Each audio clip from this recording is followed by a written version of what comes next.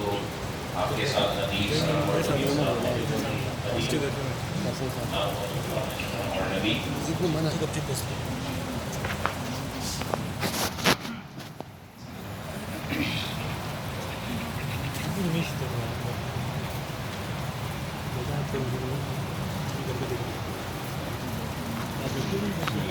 نہیں میں تو فیصل بھائی کی طرف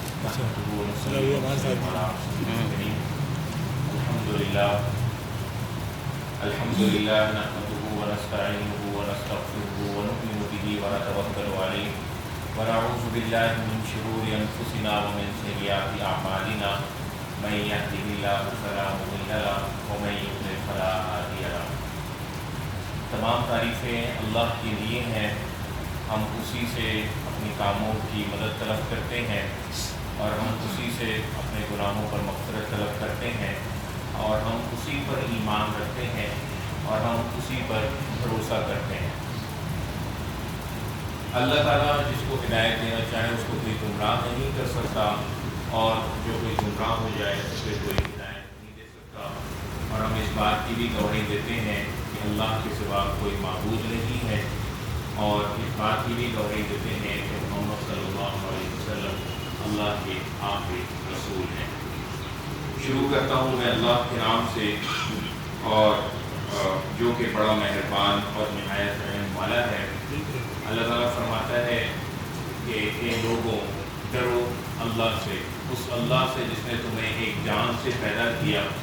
اور اسی سے اسی کی بیوی کو پیدا کیا اور پھر ساری انسانیت انہی دونوں سے پھیلا دی۔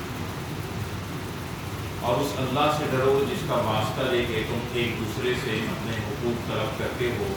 بے شک اللہ تعالیٰ تمہارے ہر کام کی نگرانی کر رہا ہے۔ دوسری جگہ اللہ تعالیٰ ارشاد فرماتے ہیں کہ وہ لوگوں جو ایمان لائے ہو اللہ سے ڈرو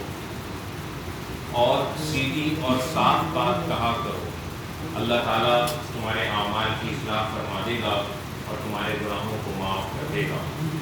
اور بے شک جس نے اللہ اس کے رسول کی اطاعت کی بے شک بلا شبہ وہ کامیاب ہو گیا۔ اسی جگہ اللہ تعالیٰ ارشاد فرماتے ہیں کہ وہ لوگوں جو ایمان لائے ہو اللہ سے ڈرو جیسا کہ ڈرنے کا حق ہے، اور تمہیں موت نہیں آنی چاہیے یہاں تک کہ تم کامل مسلمان ہو چکے ہو۔ اس کے بعد نبی کریم صلی اللہ علیہ وسلم کے ارشاد گرامی ہے کہ آپ نے فرمایا کہ النکاح من سنتی، کہ نکاح کرنا اور عفیف رہنا یہ میری سنت ہے۔ پھر ایک اور موقع پر آپ صلی اللہ علیہ وسلم نے ارشاد فرمایا کہ جس نے میری سنت سے اعراض کیا اور اس کو جانتے بوجھتے ہوئے چھوڑا وہ مجھ میں سے نہیں۔ صدق اللہ العظیم۔ نبی کریم صلی اللہ علیہ وسلم نے جب بھی نکاح کا خطبہ دیا ہے تو قرآن کریم سے ان 4 آیتوں کا انتخاب فرمایا، جن کا ترجمہ میں نے آپ کے سامنے ابھی رکھا۔ اس میں آپ نے غور کیا ہوگا کہ نکاح سے متعلق کوئی بات نہیں کی گئی، اس میں 4 مرتبہ ایک ہی بات کہی گئی ہے، وہ یہ ہے کہ تم اللہ سے ڈرو، اللہ سے ڈرو، اللہ سے ڈرو، اور پھر آخر میں فرمایا کہ ایسا ڈرو کہ جیسا ڈرنے کا حق ہے۔ قرآن کریم کے نزول کا مقصد یہی ہے کہ انسان کے اندر اپنے خالق کا، اپنے مالک کا خوف پیدا ہو جائے، اور زندگی کا ہر فیصلہ اور ہر کام کرتے وقت اس کے پیش نظر یہ رہے کہ میں اللہ تعالیٰ کے حکم کے خلاف تو نہیں کر رہا، اور جو کام بھی میں کر رہا ہوں مجھے اللہ تعالیٰ کے ہاں اس کا جواب دینا ہے۔ تو اپنے ہر فیصلے کے اندر، اپنے ہر کام کے پیش نظر اس کو، ہر مسلمان کو یہ چاہیے کہ وہ اللہ کی رضا کو، اللہ کی مرضی کو سامنے رکھے۔ اور اسلام کا مقصد تزکیہ نفس ہے، تزکیہ نفس کی طرف جو لے جانے والی چیز ہے وہ نکاح ہے، اور نکاح کا مقصد بھی یہی ہے کہ انسان پاک باز زندگی گزارے، عفت کی زندگی گزارے، اپنے نگاہوں کی حفاظت کرے اور